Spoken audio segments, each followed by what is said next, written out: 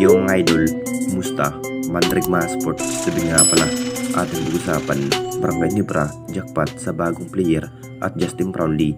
Makakabalik pa nga ba sa upunan ng Barangay Nebra bilang import? Pero bago nga yan, kung bago pa lang sa ating channel, huwag mong kalimutan mag-subscribe at i-click ang notification bell para like kang updated sa ating latest upload natin.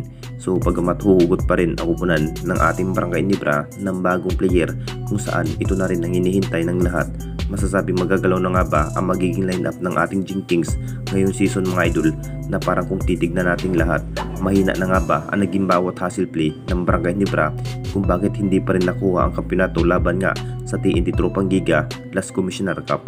Naging impact na nga rin sa pagkatalo ng Barangay Nebra dahil ini-expect pa rin ang lahat na makuha na nga rin ang kampeonato dahil ilang season na rin naiiba ang kanilang bawat player kung saan na may Torre Rosario, pero hindi pa rin sapat ang naging bawat performance ng Barangay Nebra.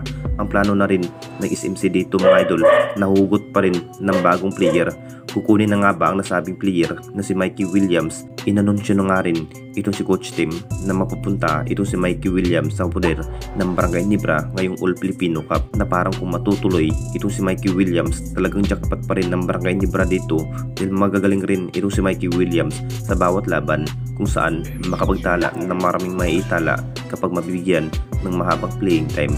Bio-free agent na rin ang nasabing player dahil hindi na rin hawak ng TNT Tropang Giga itong si Mikey Williams.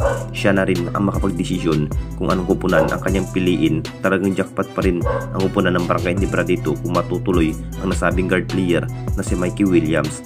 At dito na naman tayo sa isa pa nating balita, Justin Brownlee, makakabalik pa nga ba sa upunan ng Barangay Nebra? Alam na nating lahat mga idol, matapos sa naging pagkatalo ng Barangay Nebra kontra TNT Tropang Giga Last Commissioner Cup, masasabing big impact pa rin sa pagkatalo ng Barangay Nebra. At matapos sa pagkatalo positive sa doping test itong si Justin Brownlee, masasabing hindi na nga ba makakabalik bilang import ng Barangay Nebra ang nasabing import na si Justin Brownlee. Bad news pa rin ang naging pagkatalo ni Justin Brownlee sa kamay ng TNT Tropang Giga. Kung bakit nangyari ng ganon, inamin pa rin sa ating best import na si Justin Brownlee. Posibleng mababa na nga ba si Justin Brownlee sa upunan ng Barangay Nebra kung sakaling hindi na rin si Justin Brownlee ang magiging import ng Barangay Nebra. Talagang maiiba ang bawat sitwasyon dahil mag-a-adjust na naman ang player kapag hindi na rin si Justin Brownlee ang magiging import sa susunod na Commissioner Cup.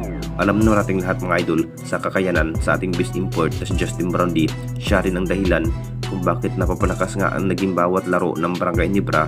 Sayang na sayang talaga ang naging import sa ating best import na si Justin Brownlee nung sa finals laban nga kontra TNT Tropang Giga. Anong masasabi ninyo mga idol tungkol sa ating video?